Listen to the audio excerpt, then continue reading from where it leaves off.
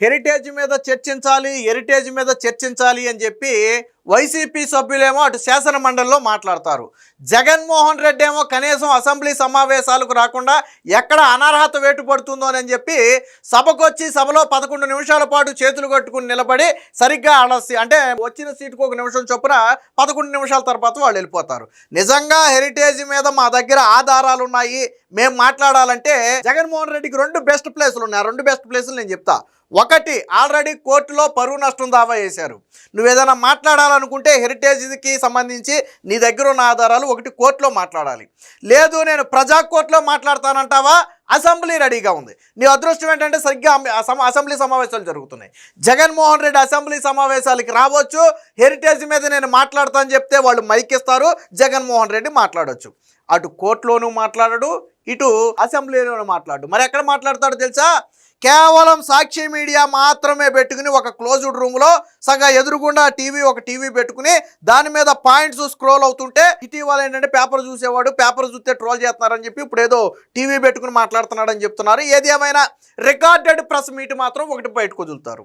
నువ్వు అటు ప్రజా కోర్టులో నువ్వు మాట్లాడక, లేదా ఇటు లీగల్గా న్యాయస్థానాల్లో నువ్వు మాట్లాడక నీ సాక్షిలో మాట్లాడటం ఏందయ్యా జగన్మోహన్ రెడ్డి? నాకు అర్థం కాలేదు.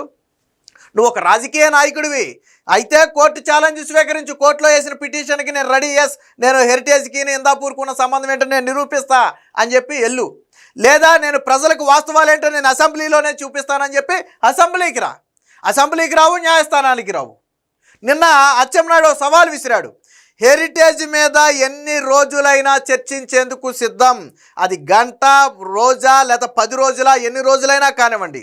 మీరు హెరిటేజ్ మీద చేసిన ఆరోపణలకు ఆధారాలు తీసుకురండి, మా దగ్గర ఉన్న ఆధారాలు తీసుకొస్తాం, ఇద్దరం కలిసి శాసన మండలిలో కూర్చొని చర్చిద్దామని చెప్పి వైసీపీ నాయకులకు సవాల్ చేస్తే 15 నిమిషాలు సభలో ఉండి పారిపోయారు. 15 నిమిషాలు సభలో ఉండి పారిపోయారు. మీరే కదా అన్నది మేము హెరిటేజ్ మీద చర్చిద్దామంటే వీళ్ళు పట్టుపట్టలేదని. వాస్తవానికి దాన్ని తిరస్కరించింది మండలి చైర్మన్ మోషేరాజు. ఆ మండలి చైర్మన్ ఎవరి మనిషి అంటే మీకు అందరికీ తెలుసు, అసలు వైసీపీ మనిషి. సరే, ఆయనకి రాజకీయాలు అంటకట్టకూడదు కాబట్టి దాని గురించి మనం మాట్లాడొద్దు. ఆయన వైసీపీ మనిషి, తిరస్కరించింది ఆయన. అయినా అచ్చెన్నాయుడు సవాల్ విసిరాడు.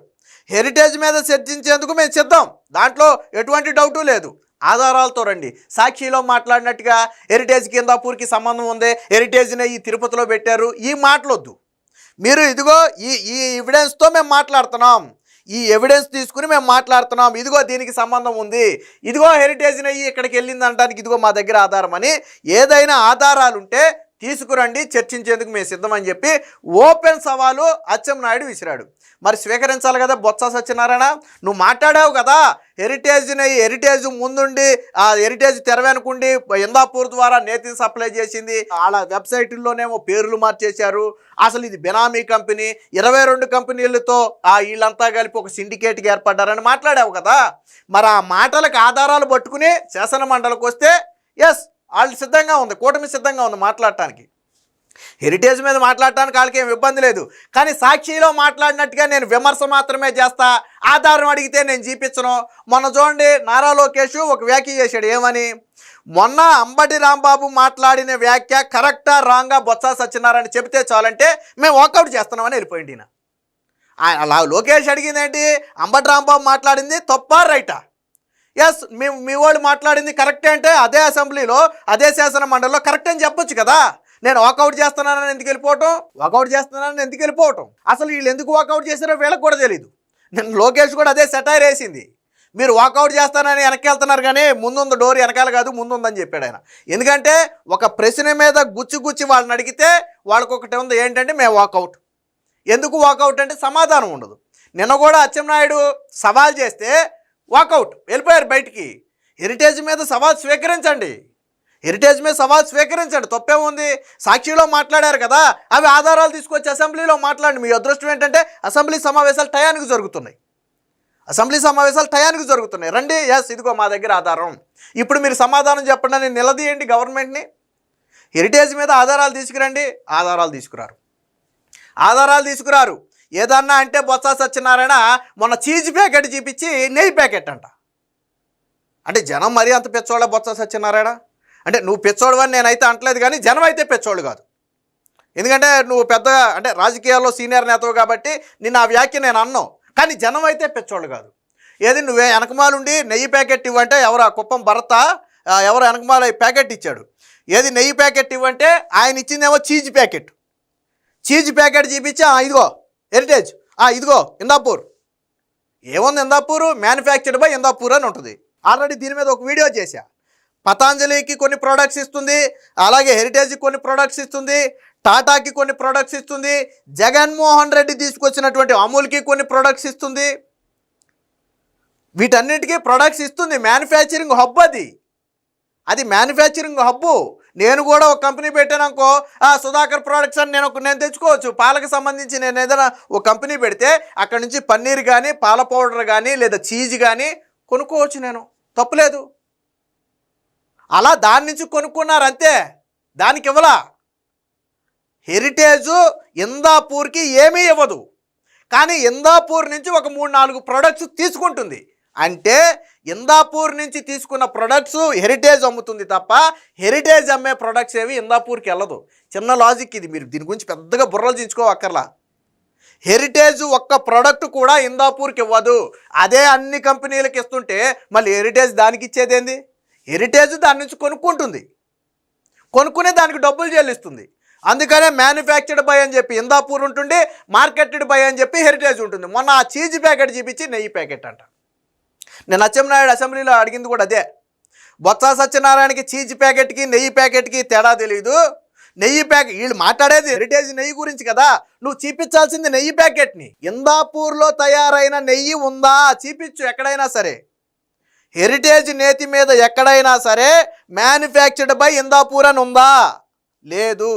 దేని మీద ఉంటుందంటే చీజ్ మీద ఉంటుంది, పన్నీర్ మీద ఉంటుంది, అలాగే ఒక మిల్క్ పౌడర్ మీద ఉంటుంది, ఇంకో ప్రోడక్ట్ ఏదో ఉంది, మొత్తం 4 అనుకుంటున్నా తెలిసి. ఇందులో నెయ్యి లేదు. హెరిటేజ్ సంస్థ దాదాపుగా 9-10 రాష్ట్రాల్లో వ్యాపారం చేస్తుంది. ఏ రాష్ట్రంతో కూడా ప్రభుత్వానికి కానీ ప్రభుత్వాలకు సంబంధించినటువంటి వ్యవహారాలతో కానీ టైఅప్ పెట్టుకోలే. హెరిటేజ్ అదొక సూత్రం పెట్టుకుంది. ఎక్కడా కూడా గవర్నమెంట్కి సంబంధించిన వాటిలో ఇన్వాల్వ్ అవ్వద్దు అని ఒక సూత్రం పెట్టుకుంది హెరిటేజ్.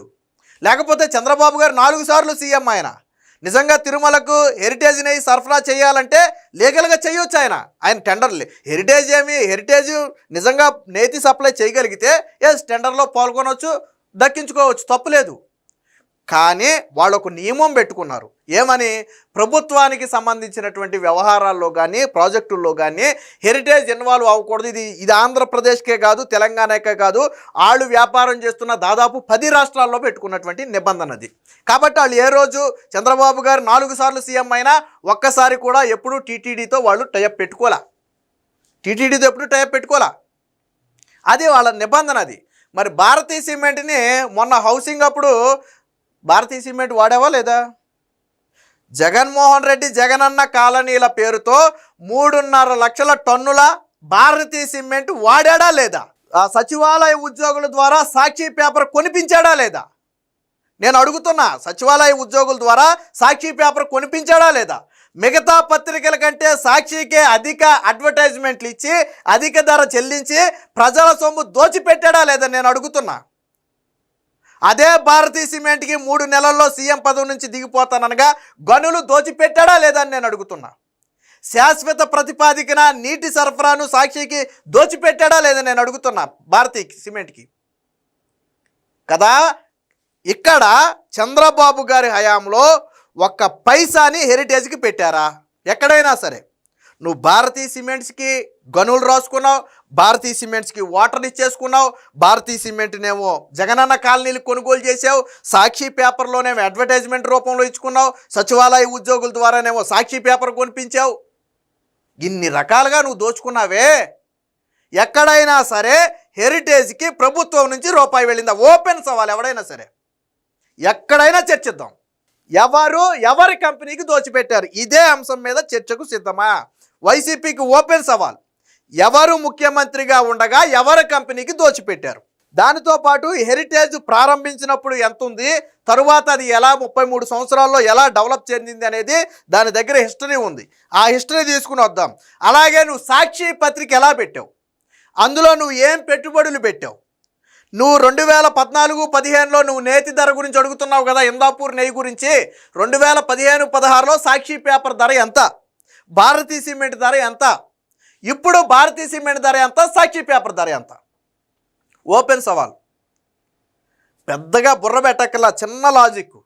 వీళ్ళు అడిగేదేంటి, ఇందాపూర్కి ఆ రోజు 278, 300 రూపాయలు సుమారుకి ఇచ్చారు, ఇప్పుడు 600 రూపాయలకి ఎలా ఇస్తున్నారని.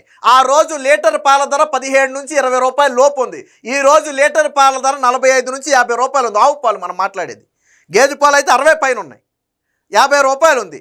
మరి ఆ లెక్కన పెరిగిన రేటు ప్రకారం ఈ రేటు పెరుగుతుందా లేదా? ఆల్మోస్ట్ పాల ధర డబల్ అయినప్పుడు ఆ రోజున నెయ్యి ధర డబుల్ అవుతుందా లేదా? అవుతుంది కదా, అవుతుంది కదా. మరి నువ్వెలా ఇచ్చావు? నువ్వు బోలే బాబాకు 320 రూపాయలకు 318 రూపాయలకు నువ్వెలా ఇచ్చావు? బోలే బాబాకు ఎలా ఇచ్చావు అంటే అందులో పాల చుక్క లేదు కాబట్టి, మొత్తం కెమికల్స్ కాబట్టి ఇచ్చావు. మనం ఏదైనా మాట్లాడితే చెల్లుతుందంటే చెల్లదు. ప్రజలకు అన్నీ తెలుసు. ఇప్పుడు నేను మాట్లాడిన లాజిక్ నేను మాట్లాడింది కాదు, ప్రజలు మాట్లాడుకునేది. చంద్రబాబు గారు 40 ఏళ్ల రాజకీయ జీవితంలో ఏ రోజు కూడా కంపెనీని ప్రభుత్వంలో ఇన్వాల్వ్ అవ్వాలా, ప్రభుత్వాన్ని కంపెనీలో ఇన్వాల్వ్ అవ్వనివ్వాలా. ఏ రోజు కూడా జగన్మోహన్ రెడ్డి సీఎంగా ఉన్న 5 ఏళ్ల పాటు హెరిటేజ్ని ఏమైనా చేయగలిగాడు? నేను అడుగుతున్నా.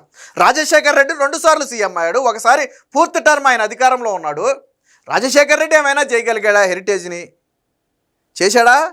హెరిటేజ్ ఏమైనా నష్టపోయిందా? రాజశేఖర్ రెడ్డి కూడా ఆ రోజుల్లో హెరిటేజ్ మీద యుద్ధం చేయాలని చూశాడు. మీరు ఉండవల్లి అరుణ్ కుమార్ని అడగండి, చెప్తాడు. ఎలాగైనా సరే హెరిటేజ్ను మూయించాలి, ఎలాగైనా సరే హెరిటేజ్ని రాష్ట్రం నుంచి తరిమేయాలని ప్రయత్నం చేశాడు. కానీ అవలా. ఎందుకనంటే వాళ్ళు నియమ నిబంధనలు చాలా కఠినంగా ఉంటాయి. నిన్న భువనేశ్వర్ గారు ఒక వీడియోలో చెప్పారు, వాస్తవ నిబంధనల కంటే, ఫుడ్ సేఫ్టీ నిబంధనల కంటే వాళ్ళ నిబంధనలు ఇంకా కఠినంగా ఉంటాయి.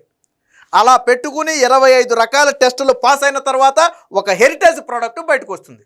సో హెరిటేజ్ అనేది ఒక నమ్మకం, 33 సంవత్సరాల నుంచి నిలబెట్టుకున్న నమ్మకం. చంద్రబాబు గారు రాజకీయాల్లో ఉన్న హెరిటేజ్ని ఎందుకు టచ్ చేయలేదంటే, జగన్మోహన్ రెడ్డి సీఎం కాకుండా ఎంపీగా ఉన్నప్పుడే 16 నెలలు జైల్లో చెప్పకూడదు తినొచ్చాడు.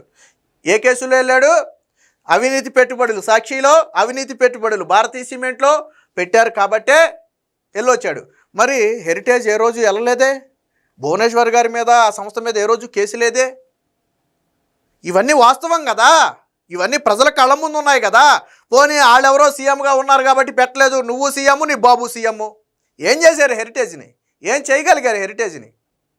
పైగా ఇప్పుడు హెరిటేజ్ ధరలు పడిపోయినాయి అని చెప్పి ఒక ప్రచారం చేస్తుంది. దీని మీద నేను సపరేట్ వీడియో చేస్తా. అంటే మొత్తం ఈ ఏదైతే డైరీ వ్యవస్థ మొత్తం కూడా పడిపోయింది. ఒక 5-6 డైరీలు గతంలో ఎంత ఉన్నాయి, ఒక 6 నెలల క్రితం ఇప్పుడు ఎంత ఉన్నాయి, అంటే ఎంత % డ్యామేజ్ అయ్యాయి. దాంతో పోలిస్తే హెరిటేజ్ ఎంత డ్యామేజ్ అయింది. అంటే వీళ్ళు ఈ కుక్కతోక వంకర అన్నట్టుగా ఇప్పుడు హెరిటేజ్ ఇష్యూ వచ్చింది కాబట్టి హెరిటేజ్ షేర్లు పతనమైనవి అంటున్నారు వీళ్ళు. హెరిటేజ్ కాకుండానే డైరీ రంగంలో ఉన్న మరొక 4-5 కంపెనీలు కూడా దిగిపోయాయి. ఎందుకు దిగిపోయాయంటే దానికి రీజన్స్ ఉన్నాయి. ఆ రీజన్స్ కూడా నేను చెప్తా, కాకపోతే అది సపరేట్ వీడియో మన ఇందులో అవుతుంది. నిన్న బొత్స సత్యనారాయణ ఒక సవాల్ విసిరాడు, అది కూడా ఒకసారి చూద్దాం. హెరిటేజ్ పై చర్చకు సిద్ధం, ఆధారాలతో రండి, ఎన్ని రోజులైనా చర్చిద్దాం. హెరిటేజ్ ప్రతిష్టను దెబ్బతీయటానికి వైసీపీ కుట్ర. భారతీ సిమెంటు సాక్షిలా ప్రభుత్వ సొమ్ము దోచుకోలేదు, వైసీపీ సభ్యుల ఆరోపణలపై అచ్చెన్న ఫైరు. సో ఇక్కడ హెరిటేజ్ మీద అడిగినప్పుడు ఇగో 15 నిమిషాల్లో చూడండి. శాసన మండలిలో వాయిదార పర్వం కొనసాగింది. గురువారం 15 నిమిషాలు మాత్రమే సమావేశమైంది. ఆ తర్వాత సభ అయితే వాయిదా పడినట్టుగా మనకు తెలుస్తుంది. సో ఇది మొన్న ఆల్రెడీ హెరిటేజ్ ఒక లీగల్ నోటీస్ పంపింది. దాని మీద బొత్స సత్యనారాయణ మాత్రం నేనైతే క్షమాపణ చెప్పను అని చెప్పాడు. సో క్షమాపణ చెప్పకపోతే మీరు లీగల్గా ముందుకెళ్ళొచ్చు, తప్పులేదు. ఇప్పుడు నేనేమి ఆధారాలు ఉంటే మేమేం బయట పెట్టొద్దని అంట్లా. హెరిటేజ్కి సంబంధించి మీ దగ్గర ఆధారాలు ఉంటే బయట పెట్టండి, అంతేగాని నెయ్యి ప్యాకెట్ అని చెప్పి చీజ్ ప్యాకెట్ చూపించడం కాదు. నెయ్యి ప్యాకెట్ అని చెప్పి చీజ్ ప్యాకెట్ చూపించడం కాదు. బొత్స సత్యనారాయణ పిల్లోడా, నెయ్యి ప్యాకెట్కి చీజ్ ప్యాకెట్కి తేడా తెలీదా? ఆయన అడిగింది నెయ్యి ప్యాకెటా? ఆయన చెప్పింది ఇదిగో నెయ్యి ప్యాకెట్, హెరిటేజ్ నెయ్యి ప్యాకెట్ ఇందాపూర్ అని రాసి ఉందని చెప్పాడా? అదేమో చీజ్ ప్యాకెటా? మేము చీజ్ ఆల్రెడీ ఇందాపూర్ నుంచే తీసుకుంటామని చెప్పి హెరిటేజ్ తమ వెబ్సైట్లోనే పెట్టిందా? దాంట్లో నువ్వు చెప్పింది ఏముంది బోడీ? కాబట్టి అచ్చెన్నాయుడు సవాలు స్వీకరిస్తే మీరు చర్చకి రండి. ఎస్, రేపొద్దున మేము ఆధారాలతో వస్తున్నాం, హెరిటేజ్ మీద మేము మాట్లాడతాం, ఓపెన్ చర్చకి రండి. అంతే తప్ప సాక్షి మీడియాలో మాట్లాడతాం, నెయ్యి ప్యాకెట్ అని చీజ్ ప్యాకెట్లు చూపిస్తాం, లేకపోతే జగన్మోహన్ రెడ్డి లాగా ఒక క్లోజ్డ్ ప్రెస్ మీట్ పెట్టుకుని సాక్షితో మాత్రమే మాట్లాడటం ఇవి కాదు. అసెంబ్లీలో మాట్లాడాలంటే ఆధారాలు కావాలా. ఎవరికైనా సరే దమ్ము ధైర్యం ఉంటే ఆధారాలు తీసుకొచ్చి అసెంబ్లీలో మాట్లాడొచ్చు.